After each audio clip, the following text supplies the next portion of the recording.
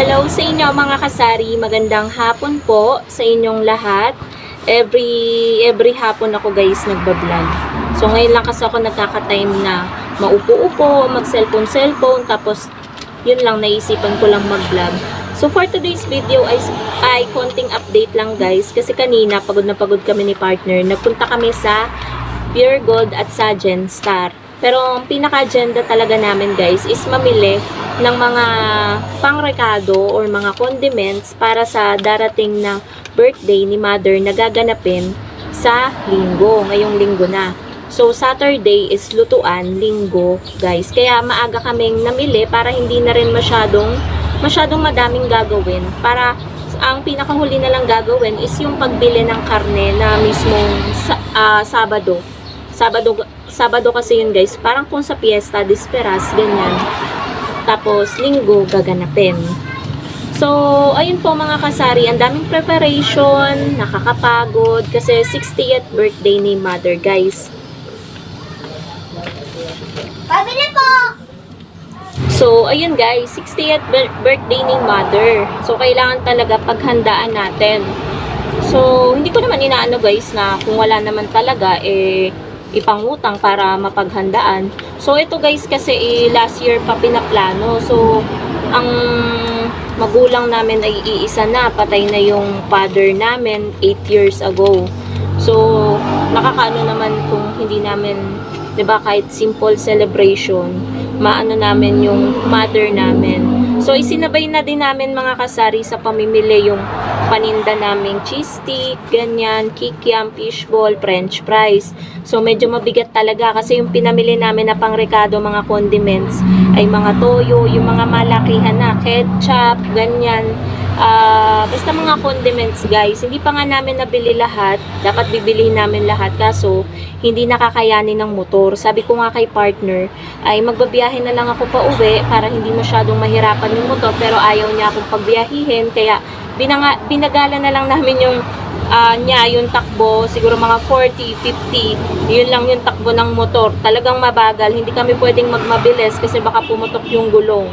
Tapos sabi ko sa kanya 60 kilos na ako. Tapos yung mga sakay pa namin na siguro nasa 25 kilos ang bigat. Tapos si partner pa, ilang kilos si partner. Kaya awang-awa ko kanina guys sa motor. So ngayon guys is mag-a-update tayo sa presyo ng mga napamili namin. And wag ko na nga i-share guys kasi kung gustong, kanina kasi yun, share ko na nga. Nakakatuwa lang guys si partner kasi diba may sarili siyang pera, ganyan. Dahil dun sa kanya kasi yung mga cheese stick, yung kita doon. So meron lang guys, bibili ulit. Wait lang. Mag-price update na tayo. Punit pa nga guys. Ayan. Ayun. Share ko ba? So kanina kasi guys, may dalawang matanda sa lansangan. Yung isa parang nagdi-dispatcher. Yung isa nagtitinda ng basahan, pot holder, tsaka mga doormat. Si partner kasi guys is maawain talaga sa mga ganon guys, sa mga matatanda na naghahanap buhay.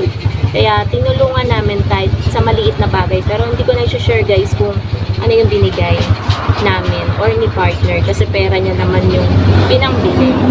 So eto guys, update tayo sa presyo ng mga bilihin. Nagsama na rin ako ng mga konting ubos dito kasi paubos na guys yung Nescafe Original tsaka Copico Brown, kaya bumili na rin ako. So yung puhunan guys ng wait, hanapin ko. Nescafe Original. Nakaano kasi to yung Save 20. Ang puhunan niya 139.50. Pero kung hindi naka-save, kapag naka-save 20, 119.50. So naghahanap talaga ako ng may mga free or kung saan ka makaka-save, ganyan, makaka-discount. So yun, dun kasi tayo bumabawi, 'di ba mga kasari? Madami niyan sa Pure Gold talaga. Tapos, Copico Brown, 135.75. 16 yung bentahan ng mga kape natin. So, dito pala guys, nag-adjust na naman ako sa presyo ng aking mga ilang delata. 'Di ba yung latest vlog ko? Iba pa guys. Ngayon, iba na ulit yung presyo ko. Kasi gusto ko kasi mga kasari na sapat yung kikitain, hindi lugi sa gas kasi kanina nagreklamo sa akin si partner. Yung 2 bar daw niya na kulang dun sa gas, umabot daw ng 250 yung pinagas niya. So, sa San Marino, yung puhunan nung maliit na easy open 85 grams, 29.50 na yung puhunan. Pinresyohan ko guys ng 34. Comment down below nga mga kasari kung overpriced ba yun. Yung tubo na 450 dun sa maliit na San Marino. Kasi 33 lang before yung ano. Pero pagdating namin, nung nagpa-pricing ako, ginawa ko ng 34. Ito yung mga San Marino ko guys, 41, 42 na. 42 yung maanghang. Tapos guys, yung Argentina corn beef ko, 39 na. 34.50 yung puhunan. May mga maiingay na naman dito guys. Nirereklamo na yan ng buong komunidad dito sa amin, yung mga bagong lipat dito sa malapit sa amin. Ayan lang, mga 10 steps lang ang layo guys dito sa bahay namin. Kanina nga nagulat si mother, natutulog siya. As in, ayan oh, napakaingay. Hindi pa yan malala. Paano pa yung malala mga kasari? Tahimik pa yan. Paano yung pag nagsabay-sabay maghiyawan yan?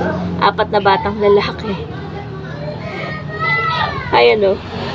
Ewan ko lang guys kung maririnig nyo. So, dito naman guys tayo sa Saba Mackerel. 155 grams, 33.40. Pinresyohan ko siya ng 38.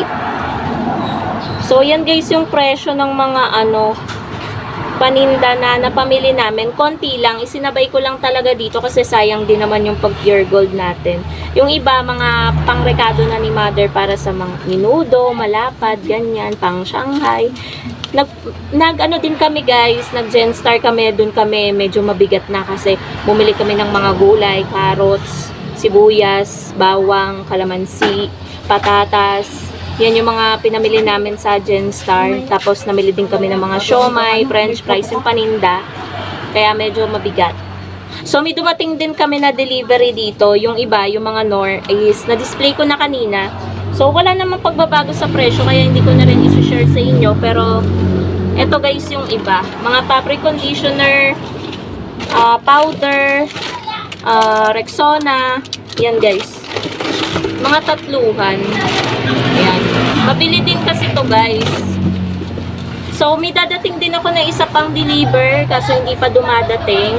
Yung sa mga Max Glow naman, Cobra, Sting, nag-order din ako guys. Kasi 'di ba baka mag-holiday sila, sarado sila, ganyan. Eh, kailangan makapag-order tayo bago sila magbakasyon.